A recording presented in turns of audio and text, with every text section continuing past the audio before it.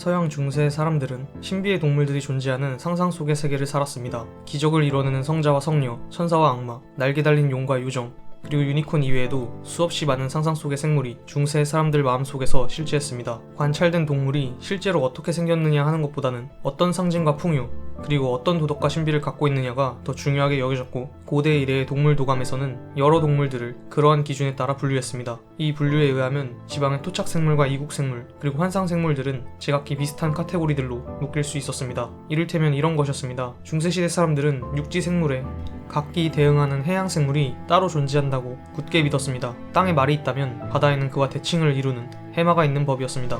한 발자국 더 나아가 하늘에는 날개 달린 페가수스가 있을 터였습니다. 심지어 도감 속 어떤 동물들은 그 자체가 여러 실제하는 동물들의 조합으로 이루어진 키메라이기도 했습니다. 그럼 지금부터 중세시대 동물 도감 속 여러 동물들을 바로 소개해보겠습니다. 고대 페르시아어로 사람을 먹는 자라는 뜻에서 유래한 이름의 만티코어는 동방 출신의 짐승으로서 붉은 끼가 도는 사자의 몸체와 푸른 눈을 지닌 사람의 얼굴, 그리고 전갈의 독침과 비슷한 꼬리를 갖고 있다. 이들은 아주 먼 거리를 도약할 수 있으며 아주 활동적이다. 이들의 목소리는 마치 관악기 음색처럼 울리는 휘파람이며 꼬리의 독침은 발사될 수 있다고도 한다. 이들에 대한 묘사는 하피와 유사한데 종종 어떤 문헌에서는 동일시되기도 한다. 이들은 이름처럼 사람을 잡아먹는다. 아엘리아누스에 따르면 이들의 송곳니는 사냥개보다 훨씬 더 크고 날카로우며 귀도 사람의 것보다 더 크고 털이 많이 나 있다. 이들의 독침은 1큐빗이 넘으며 인간에게 즉각적인 죽음을 선사한다. 이들은 한 번에 사람 셋이 덤벼도 당해내질 못한다.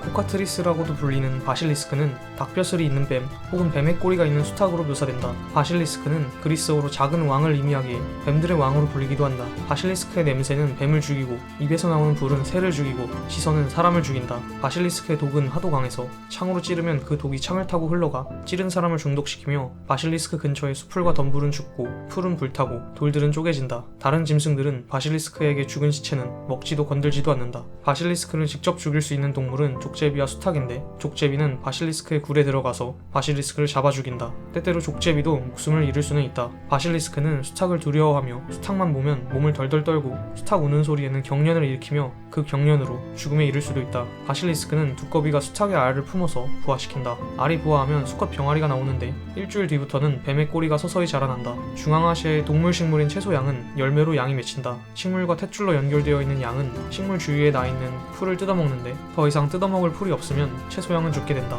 고대의 역사가 헤로도토스는 인도 사람들이 양털보다 더 아름답고 좋은 털이 자라는 열매로 옷을 지어 만든다고 기록했다.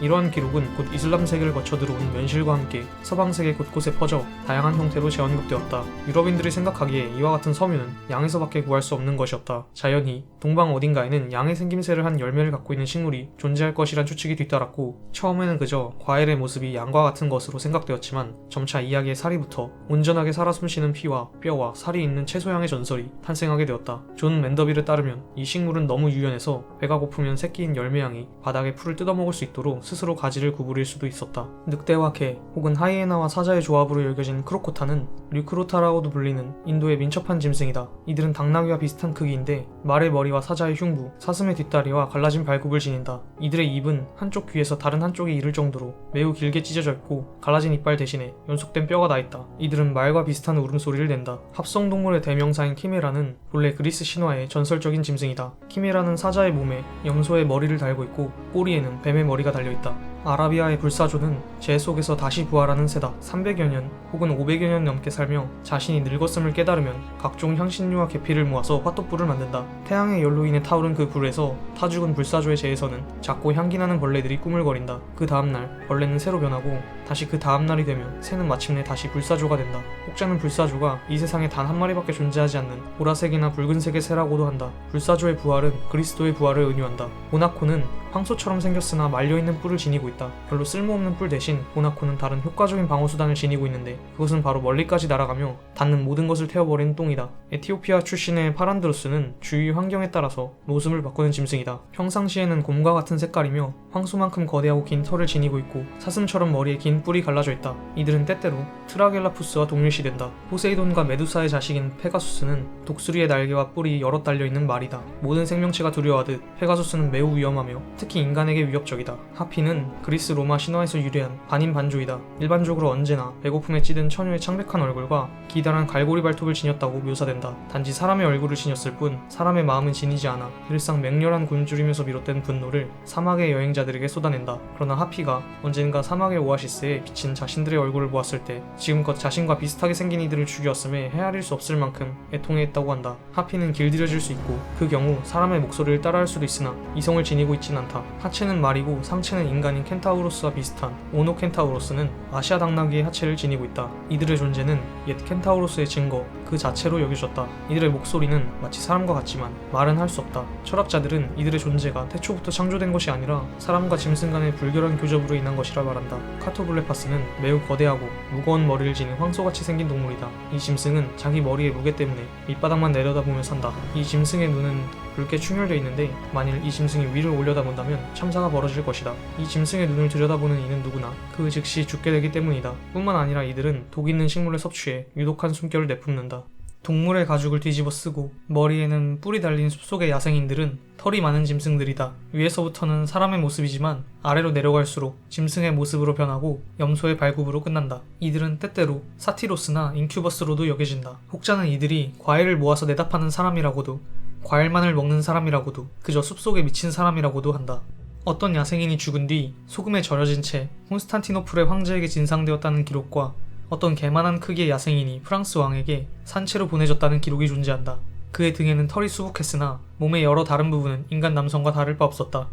그는 와인을 먹었고 조리된 고기를 능히 먹었다. 사람처럼 똑바로 서 있었고 똑바로 앉았으며 여성들과도 기꺼이 어울렸으나 성별을 구별하는 능력을 가지고 있었다. 그는 다소 격정적이고 잔인했으나 여느 사람들처럼 예의를 차릴 줄 알았으며 그를 칭찬하는 사람들에게 박수를 치기도 했다. 그리스 신화의 바다 여신에서 비롯된 네레이드는 여인의 얼굴을 지녔지만 몸에는 털이 수북히 나 있는 물고기다. 네레이드가 죽으면 그녀가 노래하는 구슬픈 애가가 사방 천리에서 울려 퍼져 해안가의 주민들도 들을 수 있을 정도였다고 한다. 뜻 그대로 개의 머리를 지닌 인간인 키노케팔로스에 대한 전설은 고대 이집트, 그리스, 중국을 포함하여 세계 여러 지방에서 전래되어 오고 있다. 죽음의 신 아누비스, 호루스의 아들 두아무테프, 전쟁의 신 웨프와 웨트 등 이집트의 여러 신들은 객과 동물의 머리를 하고 있었고 고대 그리스인들에게도 이 신들은 널리 알려져 있었다. 그리스의 모험가 메가스테네스는 인도의 야생동물의 가죽을 입고 수렵을 하며 살아가는 개의 머리 부족이 있다고 언급했다. 언어를 구사하지 못하는 대신 서로 의사소통을 하기 위해 짐승처럼 울부짖으며 대신 인도의 언어를 알아듣기는 한다고도 덧붙였다. 이분 바투타는 수마트라 섬의 견구인에 대해서 언급하였고 중세의 모험가 조반니 다 피안 델 카르피네와 마르코폴로 모두 개머리 수인에 대한 이야기를 했다. 조반니는 우구데이 칸의 군세가 바이칼 호수 북편에 사는 개의 머리를 한 종족과 접촉했다고 기록했으며 마르코폴로는 안다만 제도에 향신료를 재배하는 잔인한 개머리 야만인들이 산다고 언급했다. 중세의 이들은 적의 피를 마시며 여러 야만적이고 인간 이하의 습속들을 지니고 있다고 여겨졌다. 그들이 인간의 마음을 가지고 있는지 그리하여 그들에게 복음을 전파하는 것이 의미가 있는지에 대한 논쟁이 중세 내내 벌어졌다. 이들은 반견인으로도 불리며 마치 늑대처럼 사람을 죽일 수 있는 도적을 이르는 표현으로도 쓰였다. 동양에서도 개의 머리를 한 인간이 줄곧 묘사되어 왔는데 특히 김유신묘의 12지신상에서 개의 머리를 한 술신이 대표적이다. 유인원처럼 생겼지만 유쾌하고 활기찬 인간의 얼굴과 뿔을 지니고 있는 사티로스들은 종종 곤봉을 들고 다닌다. 이들은 고대 그리스의 사티로스와는 확연히 다른 존재들인데 짐승의 재치와 욕망을 지녔으며 잔인하고 음탕무도하다. 이들은 매우 빨라서 달리는 속도가 거의 사냥개와 비슷하다. 어떤 사티로스들은 8개의 발가락을 지니고 있다. 머리 중앙에 나선형 홈이 파여있는 뿔이 하나 있어 일각수라고도 하는 유니콘은 사납고 강하며 재빠르기에 어떤 사냥꾼도 잡을 수 없다. 이들을 잡기 위해서는 처녀가 필요하다. 처녀를 본 유니콘은 살며시 그녀에게 다가가 무릎에 머리를 얹고 잠에 드는데 사냥꾼은 그때를 놓치지 않아야 한다. 어떤 이야기에 따르면 유니콘을 잠재우기 위해서는 처녀가 직접 젖을 먹여야 한다고도 한다. 유니콘은 코끼리의 적이다. 그들은 코끼리의 배를 뿔로 꿰뚫는다. 이들의 뿔은 매우 귀중한데 독을 감지할 수 있으며 독이 든 음료에 담그면 독이 중화된다. 유니콘 뿔가루는 최음제로도 쓰인다. 유니콘은 종종 모노케루스와 혼동된다. 어떤 문헌에서는 이 둘이 같다고도 하지만 또 다른 문헌에서는 아예 별개의 짐승으로 구별한다. 모노케루스 또한 죽일 수는 있어도 길들일 수는 없는 날카로운 하나의 뿔을 지닌 짐승이다. 유니콘은 그리스도를 상징한다. 유니콘의 일각은 신과 그리스도가 하나됨을 의미하며 유니콘의 아담한 크기는 인간이 된 그리스도의 겸손을 상징한다. 유니콘은 대부분의 사파에서 곁에 있는 처녀, 그리고 사냥꾼과 함께 묘사된다. 처녀는 한 손으로 유니콘의 뿔을 잡고 다른 한 손은 마치 사냥꾼에게 항의하듯 들어 보이고 있다. 유니콘의 뿔로 컵을 만들어 마시는 이들은 간질에 걸리지 않는다. 독이 있는 액체도 유니콘의 뿔에 담그면 그 독이 사라지고 이미 독에 중독되었던 사람도 유니콘 뿔잔에 와인을 담아 마시면 해독된다. 유니콘의 간을 으깬 가루를 달걀 노른자로 만든 지방에 넣어 나병치료 연고를 만들 수 있다. 유니콘 뿔은 중세에 실제로 존재했는데 대부분 일각고래의 뿔이었다. 그리핀은 사자의 몸을 가지고 독수리의 날개와 머리를 가진 네발 동물이다. 그리핀은 극북의 휘페르보레아 대륙의 산맥에서 태어나거나 에티오피아에서 태어난다. 어떤 이들은 그리핀이 인도의 사막에 산다고도 한다. 그리핀은 사람을 잡아먹거나 새끼들에게 먹이기 위해서 둥지로 납치한다.